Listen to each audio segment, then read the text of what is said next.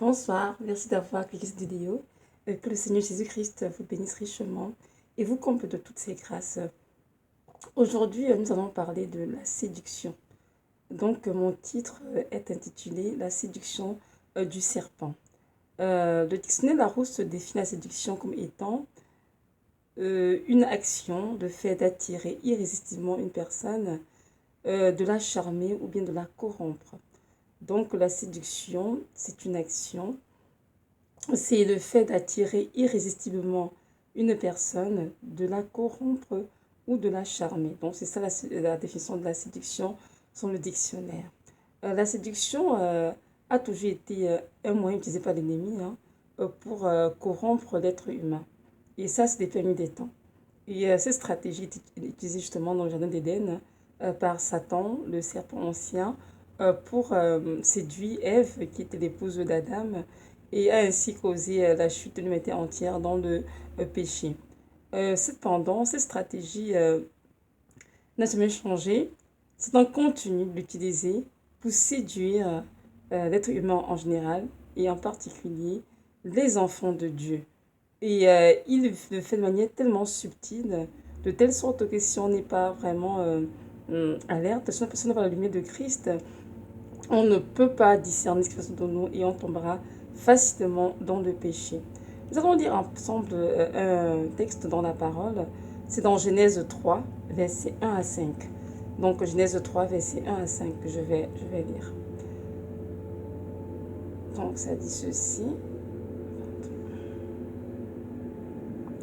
Or, le serpent était le plus rusé de tous les animaux des champs que Yahweh Dieu avait fait. Il dit à la femme, sûrement Dieu a dit, vous ne mangerez pas de tous les arbres du jardin. Et la femme répondit au serpent, nous mangeons du fruit des arbres du jardin, mais quant au fruit de l'arbre qui est au milieu du jardin, Dieu a dit, vous n'en mangerez pas, et vous ne le toucherez pas, de peur que vous ne mouriez. Alors le serpent dit à la femme, vous ne mourrez pas, vous ne mourrez pas, mais Dieu sait que le jour où vous en mangerez, vos yeux seront ouverts et vous serez comme Dieu, connaissant ce qui est bon ou mauvais. Bon, on s'arrête là pour l'instant. Parole du Seigneur. Donc voilà, c'est ça le texte qui nous est relaté ici. Et dans ce texte ici, il est écrit que Satan était le plus rusé des animaux. Bon, on va aller ensemble lire dans le dictionnaire ce que signifie le mot ruse. Donc ici, la ruse, sur le dictionnaire, signifie un procédé habile pour tromper. Donc c'est l'art de dissimuler, de tromper une personne. Et évidemment, ça se fait de manière déloyale. Donc on se sert en fait euh, pour pouvoir obtenir ou réaliser ce que nous désirons en fait. Donc les synonymes de la ruse, ce serait l'artifice, manœuvre, feinte, stratagème, piège, etc. On voit bien que la ruse est véritablement le fondement de la séduction, qui est justement d'attirer quelqu'un, de la corrompre, de la charmer, l'amener à faire quelque chose que cette personne ne voudrait pas en temps normal. Donc c'est ça. Euh, le Seigneur a créé Adam, ensuite a formé son épouse Ève et les a mis dans le jardin d'Éden de vivre là, dans ce jardin, de se multiplier, d'assujettir la terre. Mais il a donné aussi des recommandations par rapport à ce qu'il devrait manger et ce qu'il ne devrait pas manger. Malheureusement, il a donné des recommandations qui touchaient l'arbre de la connaissance du bien et du mal, de ne pas toucher, de ne pas en manger non plus. Mais Satan est venu et il les a donc séduits, il a séduit la femme, je dirais plutôt, et ensuite elle en a donné à son manger, il en a mangé. Donc le premier être humain à être séduit par le serpent fut Ève. Et Dieu lui a donné vraiment de ne pas toucher à cet arbre-là qui est au milieu du jardin. Mais lorsque le séducteur est allé vers Ève, c'est-à-dire Satan, le serpent ancien, on peut s'appeler comme cela, il a dit au verset 1, on va relire ensemble. Il dit à la femme, sûrement Dieu a dit, vous ne mangerez pas de tous les arbres du jardin. Et nous voyons ici que la phrase n'est pas un point d'exclamation. Donc Satan ne va poser une question à Ève, il n'a pas dit, Est-ce que Dieu a dit de ne pas manger de fruits de tel arbre? Il n'a pas dit ça. Là, je te dis que Dieu a sûrement dit, donc il s'est exclamé en fait. Et voilà le premier piège qui est tendu à Ève. Satan est venu vers elle, il s'est exclamé et aussitôt elle a répondu, elle a commencé à dire, il a dit de ne pas faire ci, faire cela. Donc le premier piège dans lequel elle est tombée, c'était d'avoir laissé l'ennemi lui parler et de chercher à entretenir une conversation avec ce dernier. Pourquoi? Parce qu'elle a manqué de jugement. En effet, en parlant au serpent, évidemment, Ève a ouvert une porte au royaume des ténèbres. Et c'est ainsi que l'ennemi elle a utilisé son manque de discernement justement pour savoir ce qui est dans nos recommandations et ce qui était interdit. Et une fois que Satan a su cela, il a donc pris l'avantage dessus en utilisant cela pour pouvoir comme tordre la parole pour répondre à Ève. Je ne sais pas si Satan s'était pointé le jardin d'Éden étant en forme de serpent vraiment vivant, ou bien avec ses cornes dans sa forme de guve, je n'en sais rien, ou sous une forme humaine, je n'en sais rien, je n'en sais rien. Mais toujours est-il que Ève n'a pas eu assez de discernement pour savoir qu'elle s'adressait en fait à un agent de ténèbres, tout simplement. Et là, elle s'est sentie plutôt à l'aise. Donc, elle a eu le temps de converser avec lui. Et c'est ainsi qu'au moins de paroles déguisées, évidemment, Satan l'a séduit en disant si vous mangez de tel arbre, du fruit de tel arbre et tout, vous ne mourrez pas, vous ne mourrez pas. Donc, le point d'exclamation tout à l'heure montrait que Satan s'est exclamé. Il a posé question à Ève. Mais Ève aussi, sans élément, s'est mise à répondre à Satan tout de suite, a commencé à déballer. Le Seigneur a dit ceci, le Seigneur a dit cela. Donc, Ève dit maintenant à Satan, verset 2. Il a répondu au serpent, nous mangerons du fruit des arbres du jardin, mais quant au fruit de l'arbre qui est au milieu du jardin, Dieu a dit, vous n'en mangerez pas, vous ne le toucherez pas, de peur que vous ne mouriez. Donc, elle débat tout cela à Satan. Alors, Satan, qui a dit la première parole pour sonder Ève, maintenant, sait très bien quelles sont les recommandations du Seigneur et quelles sont les conséquences. Et là, maintenant, Satan répond à Ève en disant ceci. Vous ne mourrez pas, vous ne mourrez pas, mais Dieu sait que le jour où vous en mangerez, vos yeux seront ouverts et vous serez comme Dieu, causant ce qui est bon de ce qui est mauvais. Donc nous voyons ici que Satan a donné comment dirais-je, des conséquences plutôt flattantes en fait à Ève. Il a dit, petit 1, vous ne mourrez pas si vous mangez le fruit défendu. Petit 2, vos yeux seront ouverts. Et petit 3, vous serez comme Dieu, discernant le bon du mauvais. Et c'est ainsi qu'elle a donc été, comment dirais-je, touchée par ces paroles qui l'ont amenée sûrement à prendre la décision de manger le fruit, quoique Dieu avait interdit.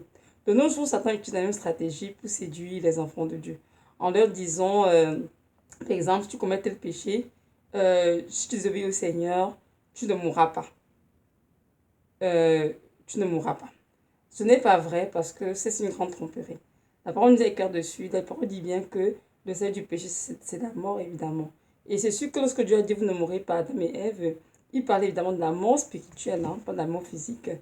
Donc, lorsque Satan est venu pour séduire Ève, évidemment, il s'est bien rendu compte que Ève ne comprenait pas de quoi le Seigneur parlait. Mais Dieu le disait en fait que si vous touchez à ce fruit-là, en fait, il y aurait une séparation entre Dieu et eux, en fait. Ils n'ont pas compris cela. Évidemment, parce qu'ils sont dans la mort spirituelle. Mais dans nos jours et tout, les enfants de Dieu sont séduits de la même façon. Et parfois, évidemment, ça entraîne une mort spirituelle dans la vie de certains. Et dans la vie de certains chrétiens, ça entraîne carrément même la mort physique.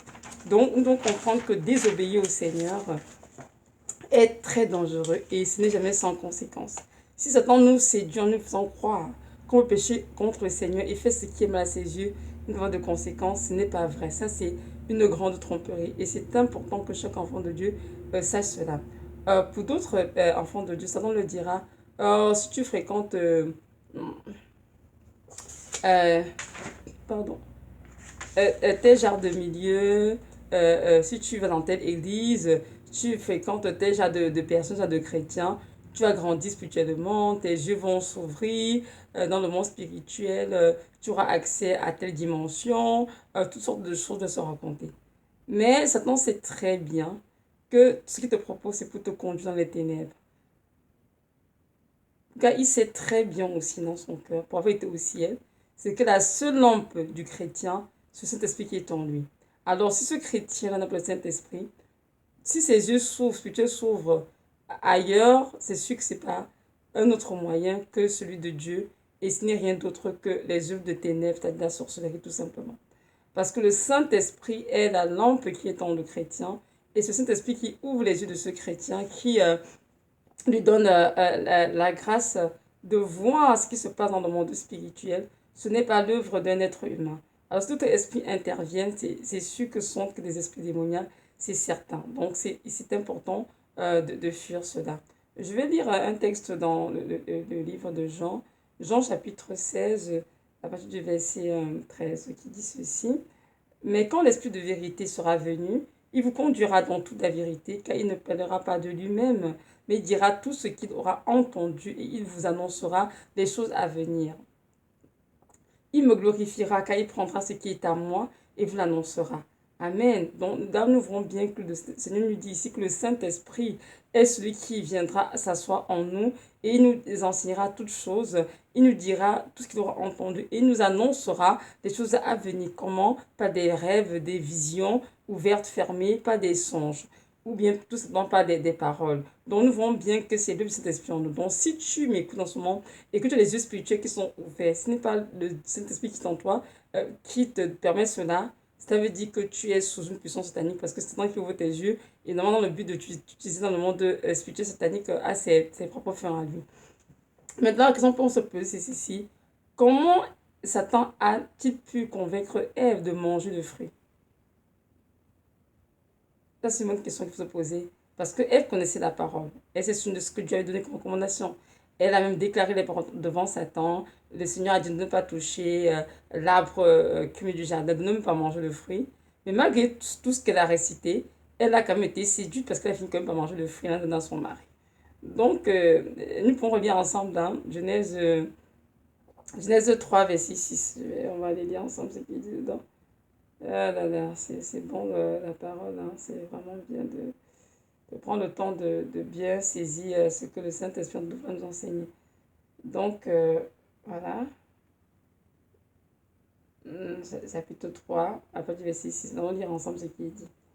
On dit, et la femme vit que l'arbre était bon à manger, et qu'il était appétissant pour les yeux, et que l'arbre était désirable pour donner de l'intelligence, et elle prit de son fruit et en mangea.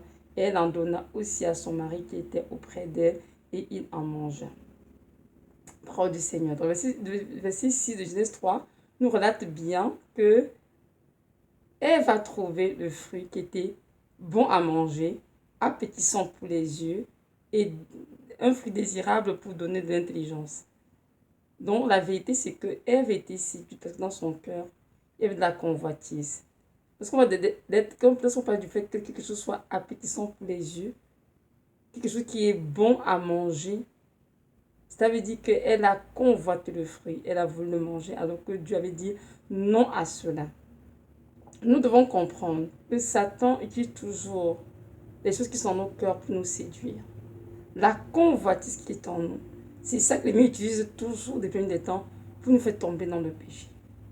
Et c'est la raison pour laquelle Ève est tombée. Quoi qu'elle ait recité la parole de Dieu, quoi qu'elle ait fait ce que Dieu a donné comme recommandation, elle est quand même tombée parce que dans son cœur, il y avait de la convoitise. Satan lui avait promis, si tu m'en d'abord, si tu auras ça, tes yeux vont s'ouvrir et puis tu ne mourras pas. Et elle est tombée sous le pied de Satan. On lit un texte qui se trouve dans le livre de Jacques.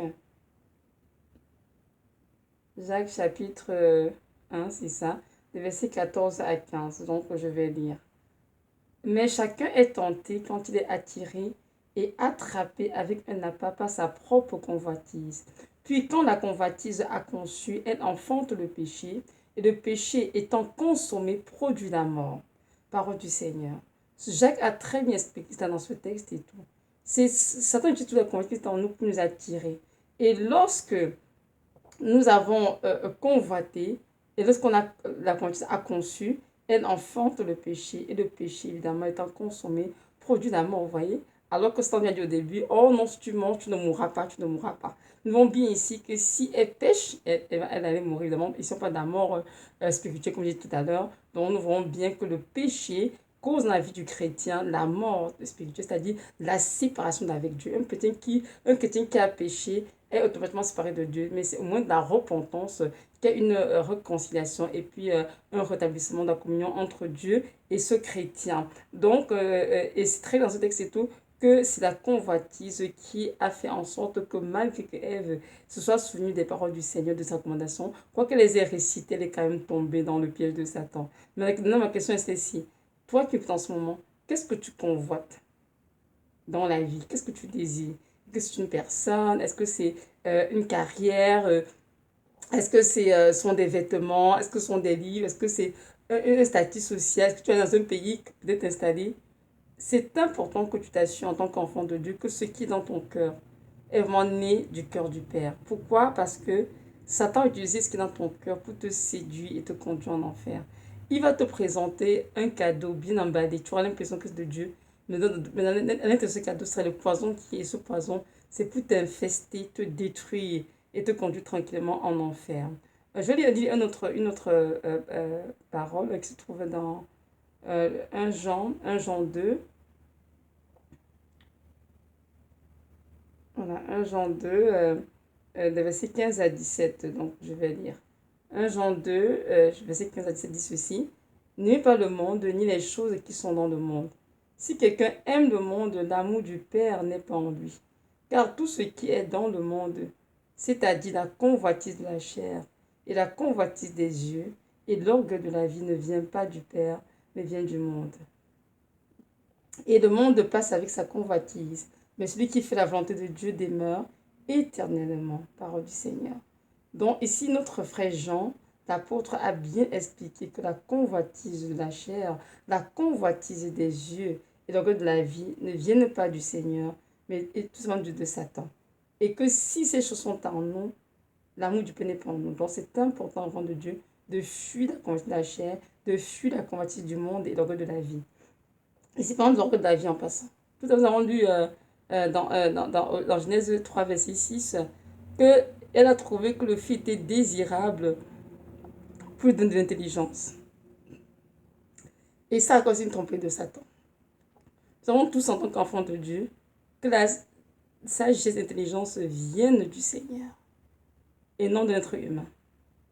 Donc, si dans ta vie, tu convoites être intelligent, tu convoites être un champion, tu convoites être, je ne sais pas, une personne de haute classe, ou bien parce que c'est un pouvoir, c'est une autorité, c'est sûr qu'il va utiliser ces choses pour t'attirer vers lui et pour te détruire.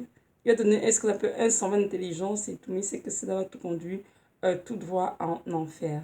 On vient de tout dans le livre de Jacques, un autre texte qui explique cela clairement, comme il est important de demeurer vraiment dans le Seigneur, de comprendre que tout don parfait vient du Seigneur et non des hommes. Donc, inutile de courir après l'intelligence, sagesse, en allant s'inscrire dans des clubs, dans des sociétés secrètes, dans des écoles bibliques de théologie, etc. Non, tout don parfait vient véritablement du Seigneur. Donc, je vais lire, c'est Jacques chapitre 1, verset 16 à 17, qui dit ceci. Mes frères bien-aimés, ne vous égarez pas. Tout ce qui nous est donné d'excellent et tout don parfait viennent d'en haut et descendent du Père des Lumières, en qui il n'y a ni changement ni ombre de variation. Parole du Seigneur. Donc nous voyons très bien dans ce texte que notre frère Jacques nous exhorte de ne pas nous égarer. C'est que ceux qui recherchent les dons, ou bien, comme je dis, c'est une classe sociale, c'est un statut, finissent par être trompés par Satan et être conduits dans l'égarement, justement.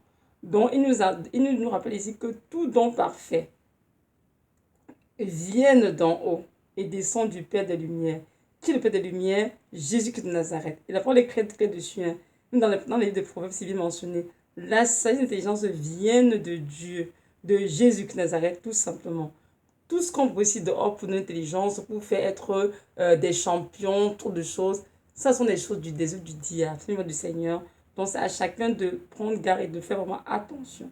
Donc ceci pour dire quoi, en gros? Que Satan va toujours te piéger avec ce que tu convoites.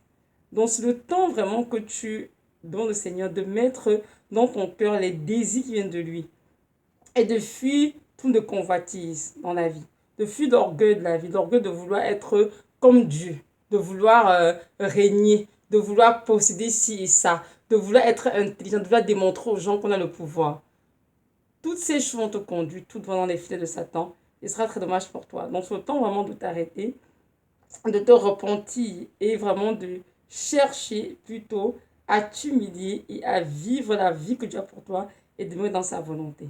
Dieu nous exhorte aujourd'hui vraiment à sortir des convoitises de ce monde, à vivre pieusement en faisant sa volonté en tout temps, dans chaque domaine de nos vies. C'est très, très important. N'oublions pas, Satan n'a jamais changé. Il utilise la même stratégie tous les jours.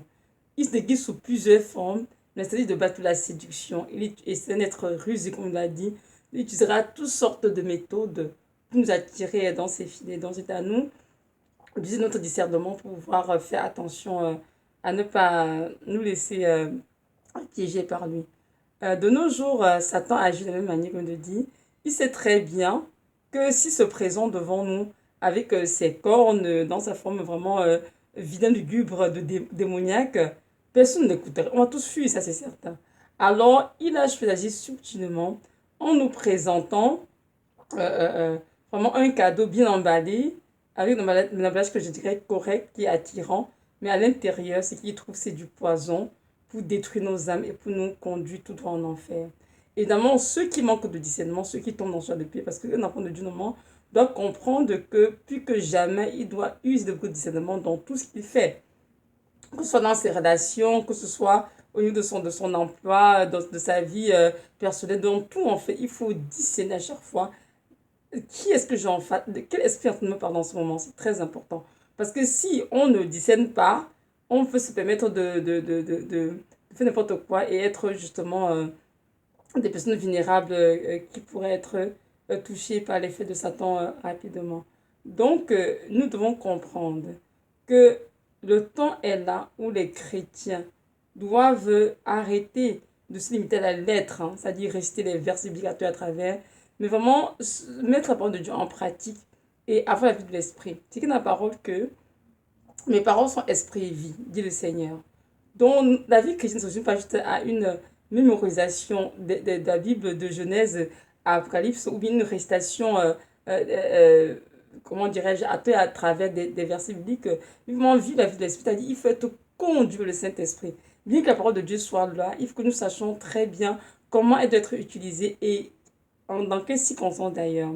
N'oublions pas que le Seigneur Jésus lui-même et tout, après ses 40 jours de jeûne dans le désert, il a été conduit dans le désert, pardon, pour être séduit par Satan. Et on dit que Satan l'a dit, si tu es vraiment fils de Dieu, tombe de là-haut, et parce qu'il donnera les ordres à ses anges de te garder dans toutes tes voies. Et le Seigneur a répondu, il te écrit, tu ne tenteras pas le Seigneur ton Dieu. Dans nos vies, combien d'enfants de Dieu utilisent les paroles du Seigneur à terre pour commettre plein d'impiété? Combien d'enfants de Dieu font cela? Alors que Dieu nous a dit dans la parole d'être simple, pur comme des colombes et d'être prudent comme des serpents. Donc, on savoir dans quel moment, qu'est-ce qui vient de Dieu et qu'est-ce qui vient de Satan. Et donc, le Seigneur lui était 100% Dieu. Il a discerné que c'était Satan. Il a dit non, je ne vais pas faire ce que tu demandes parce qu'il a aussi écrit telle chose et tout. Mais il a donné le bon exemple. Nous, c'est pareil. Nous devons à chaque fois discerner qui est en face de nous, qui est en train de nous parler. Et comme je te dis, parfois, c'est pas que Satan vient avec ses cornes, non, c'est sûr que c'est non. Et utiliser même ton mari, ton épouse, ton frère, ta soeur en Christ qui est à l'église, le pasteur, le prophète, même ta propre famille pour te séduire. Ah oui, tes propres amis. Mais c'est à toi de dire ton discernement, de dire Saint-Esprit, est-ce que c'est pas que j'entends vient de toi, Seigneur? Est-ce que je peux me répondre à cette parole? Il y a des gens même à qui Dieu demande de ne même pas être en communication avec certaines personnes autour d'eux. C'est vrai.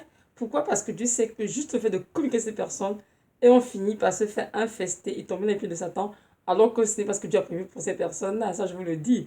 Que je dis tout à l'heure en début d'enseignement que Ève, même Dieu, le fait est que Ève ait commencé à converser le serpent, elle n'aurait même pas dû. Ça, elle avait la porte et ça a commencé à lui injecter son venin tranquillement, à déguiser des paroles pour pouvoir la séduire. Elle n'aurait même pas dû, je pense, si elle avait eu le discernement au début, elle aurait juste su que non. C'est un agent des ténèbres qui est là et ne même pas chercher à être en communication avec cette personne.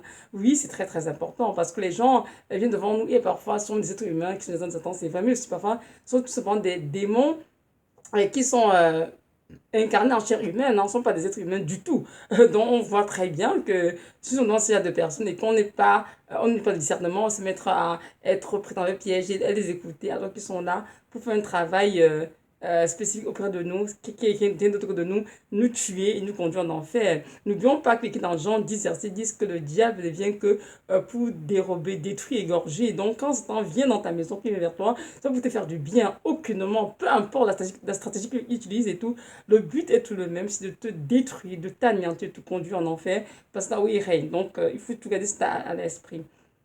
Donc nous devons comprendre que Satan continue de nos jours de séduire beaucoup d'enfants de Dieu qui vont à l'église, qui sont dans les ministères, qui chantent dans les chorales, qui savent le Seigneur, ils se disent, mais parce qu'ils n'ont pas le Saint-Esprit en eux, parce qu'ils n'ont pas de connexion au Saint-Esprit, ils n'ont pas le discernement, alors Satan utilise les paroles déguisées pour les conduire dans le péché et les tenir en captivité.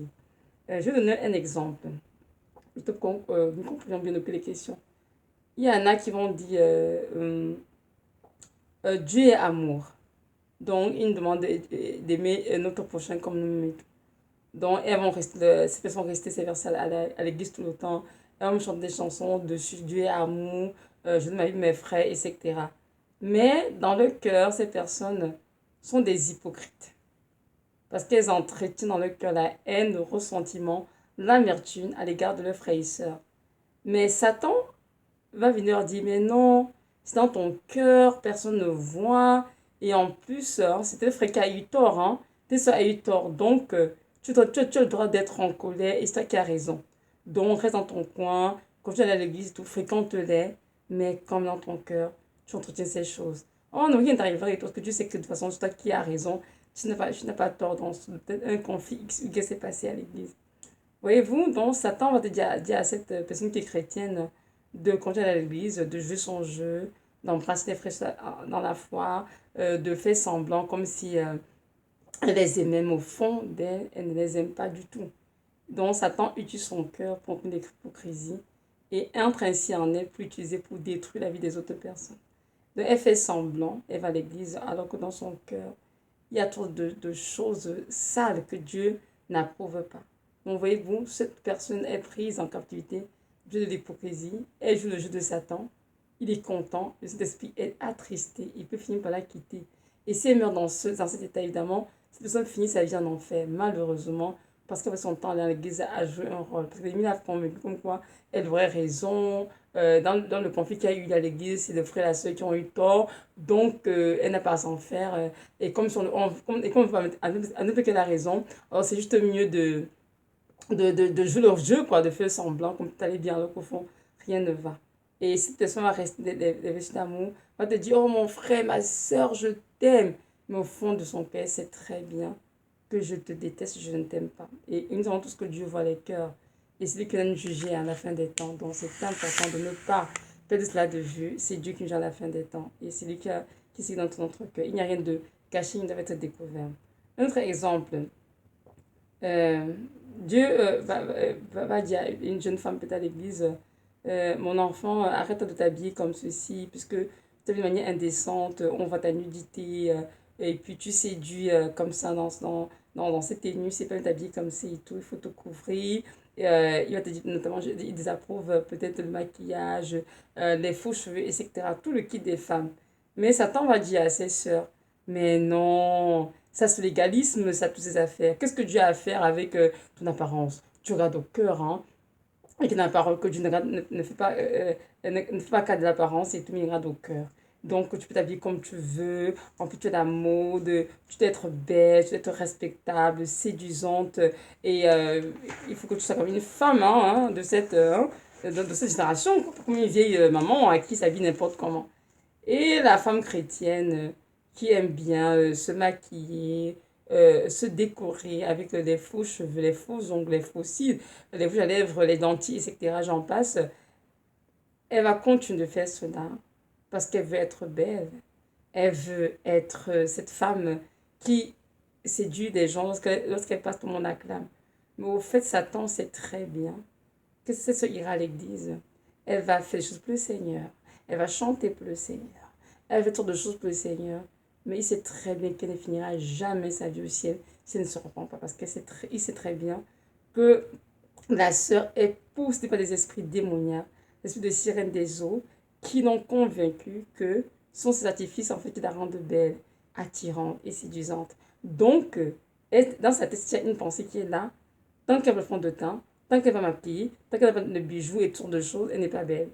Et c'est ça la subtilité là-dedans. Parce que quand on dit que mais non, qu'est-ce que Dieu a contre ces choses? Dieu n'a rien contre ces choses. Ce qui compte à Dieu, c'est ton cœur, ce n'est pas ton apparence. Alors que ce n'est pas du tout vrai. Dieu regarde bien à tout cela. N'oublions pas qu'il écrit dans 1 Thessaloniciens 5, verset 23, que l'on gardera notre esprit dans ce corps irrépréhensible pour le jour venant de Christ. Et en plus, le corps du chrétien, le temple du Saint-Esprit. Donc, il est inadmissible que ce Jésus qui dit ces choses vient encore te dire qu'ils sont faux en apparence.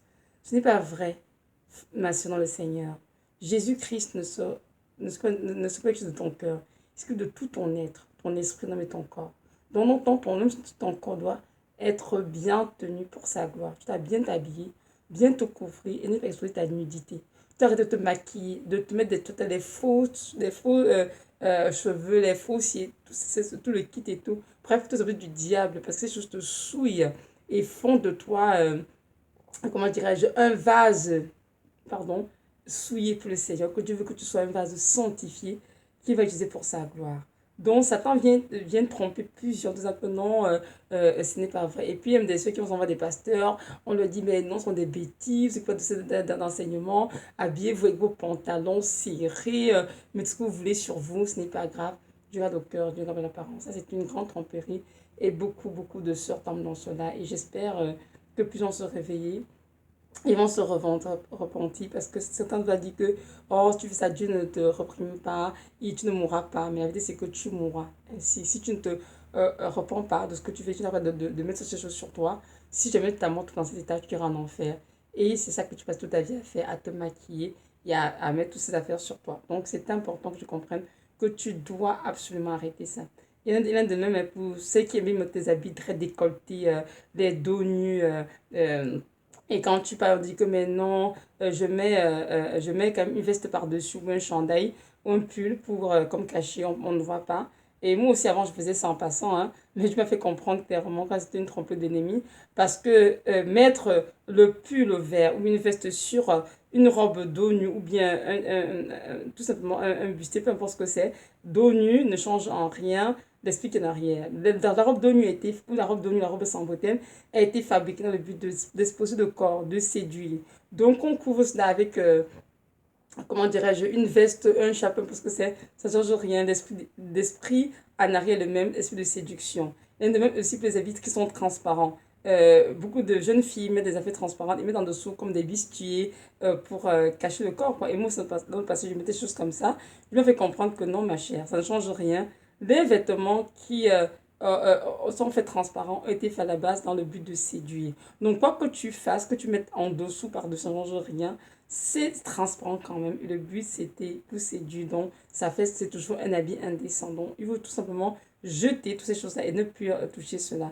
Donc, comprendre que le Seigneur ne veut pas que nous soyons ignorants des pieds de Satan. Satan tout te dit, oh, mais c'est elle est belle ta robe. Oh mon Dieu, mais si Chandelle est qui aussi, tu es tellement belle. Mais il sait très bien, parce que tu convoites ça, tu aimes ça à la vue.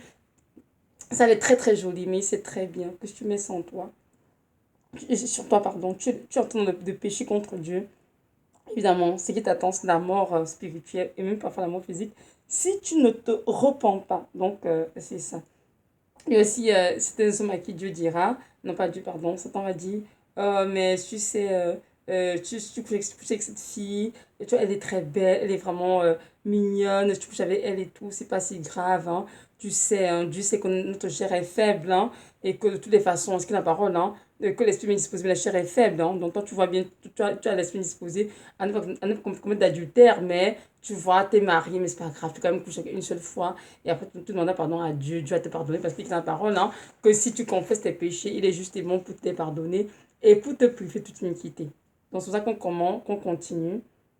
Et là, Satan, tu te trouves en fait à porter les affaires pardon, à poser des actes que Dieu n'approuve pas. Et c'est comme ça que tu entres dans la mort spirituelle tranquillement, pensant que ton Satan t'aura trompé. Ce n'est pas vrai. Quand tu fais la parole, il faut mettre en pratique la parole. Il faut vraiment prier cet esprit pour et quand mettre en pratique la parole et arrêter de faire ces deux choses. Moi, j'étais avec une jeune fille, j'étais un peu comme son leader à l'époque. Et un jour, m'a appelé parce qu'elle était allée voir un garçon qui, je pense, la courtisait. Et ce garçon m'a de coucher avec elle. Et qu'elle disait non, parce que c'est contre la parole du Seigneur. Elle appelait une de ses amies en Christ de l'autre côté, qui lui a dit, mais non, c'est pas grave, tu peux juste, comment dirais-je, tu peux juste coucher avec, demander pardon avant et après, et Dieu comprendra. Non, c'est pas vrai, Dieu ne comprendra absolument rien, parce que tu as péché en présence de cause, et tu as fait ce qui est mal aux yeux de l'Éternel, dont les conséquences qui seront s'en suivre vont s'en suivre parce que tu as fait cela consciemment. Donc, comprenons bien que même si notre chair est faible, hein, et que notre esprit est disposé, une raison pour faire n'importe quoi et croire que Dieu va être content et nous pardonner. Il faut qu'on arrête vraiment cela, c'est pas de Dieu, ce sont tout ça les ruses de Satan pour nous tromper. Dieu est amour, il va te pardonner, fais si c'est pas grave, tu et puis il sera content. Non, non, il va te pardonner, c'est pas vrai, ce n'est pas vrai. Arrêtons de jouer à ce jeu-là, ce n'est pas du tout la volonté de Dieu à notre égard. Et il nous demande à tous de vraiment faire attention avec qui on marche, avec qui on se tient et avec qui on parle en fait. Donc c'est ça. Donc c'est ça. Je veux donner un dernier point que j'ai donné, ce sont des personnes que certains conviennent d'aller à l'école de théologie, une école de biblique, ils vont apprendre aussi. Donc voilà que les personnes vont dans ces écoles de théologie, de écoles bibliques, écoles de formation sur de leaders. Et ces personnes apprennent la lettre hein, beaucoup plus, la descente sur Dieu, etc. Mais la vie de l'esprit est tuée en eux. En fait, ces personnes ne marchent pas selon le Saint-Esprit, mais ces personnes marchent vraiment selon la chair. Et franchement, c'est tellement dommage de voir qu'un enfant de Dieu se sont fait avoir parce qu'ils marchaient ainsi dans la chair et non dans l'esprit. Ils ont été théologie et tout, ils ont bu la lettre assez, mais le Saint-Esprit les a quittés et été attristés parce qu'ils étaient capables de mettre en pratique la parole. Donc, comprenons bien que Satan utilise toujours la même stratégie pour nous séduire, mais que c'est à nous de faire attention et de quitter rapidement les voies qui sont devant nous, de discernement pour ne pas tomber dans son piège. Donc, en gros, Satan, de manière générale, torture la parole de Dieu et la foi qui est dans la Bible hein, ou les recommandations que Dieu nous a données pour séduire les enfants de Dieu. Et certains tombent par ignorance, mais d'autres aussi tombent à cause de la convoitise qui est dans le cœur. Le discernement spirituel est très important et nous ne devons pas avoir foi en n'importe quel esprit. La Bible nous demande d'éprouver les esprits et de savoir ce qui vient de Dieu ou pas. Donc, pour bien discerner, il faut être connecté au Saint-Esprit, avoir à le Seigneur et vraiment le laisser nous révéler toutes choses. Quelqu'un la parole de Dieu, que l'Esprit de Dieu sont de tout, même les profondeurs de Dieu. Donc, l'Esprit de Dieu en nous est capable de nous dire clairement qui nous parle en face de nous, qui nous parle en face, qui est cette personne qui nous adresse sa parole. Ils sont capables de discerner si la parole qui est dite vient de Dieu ou pas, afin de la mettre en pratique ou bien de tout simplement la rejeter. Donc, c'est important d'user de son discernement. Donc voilà, c'est ça que je voulais apporter aujourd'hui. Je voulais aussi finir un dernier point que je voulais mentionner, c'était aussi ces chrétiens hyper zélés qui pensent qu'ils veulent marcher n'importe qui, n'importe comment. Et Satan leur dit que mais non, mon frère, ma soeur, celui qui t'entend est plus fort que celui qui est hors de toi. Donc tu peux dormir n'importe où, marcher n'importe qui, ce n'est pas grave, il ne peut rien te faire. Je vais te dire tout simplement que non. Ce n'est pas vrai. Satan sait très bien que les gens que tu fréquentes vont déteindre sur ta vie. La première dans la parole, c'est écrit dans la parole du Seigneur que ne vous y trompez pas, les mauvaises compagnies comme les bonnes mœurs. Donc la stratégie de Satan serait de te dire que rien ne peut t'arriver. Mais en fait, tu marches avec des païens, des chrétiens charnels, ou des personnes qui pratiquent les ténèbres, les sorciers satanistes. À ce moment donné, ils vont déteindre sur ta vie, ils vont détruire ta vie. Donc, c'est à toi vraiment, en tant qu'enfant, de dire tout le temps ce que tu entends de Dieu ou pas, ou bien si parole c'est l'ennemi pour te garder dans la captivité.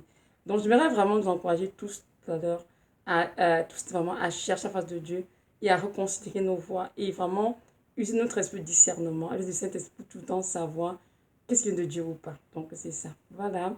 Merci de m'avoir écouté. Je vais continuer la suite dans une prochaine vidéo. Que Dieu bénisse richement et vous accorde vraiment la grâce de discerner et de fuir la séduction de ce monde, qui est évidemment inimitié contre Dieu, parce que Dieu nous a dit que ceux qui l'aiment ne peuvent pas être amoureux du monde, et que nous sommes amoureux de Jésus-Christ et Jésus-Christ tout seul. Donc voilà, soyons richement bénis dans le nom de Jésus. Amen.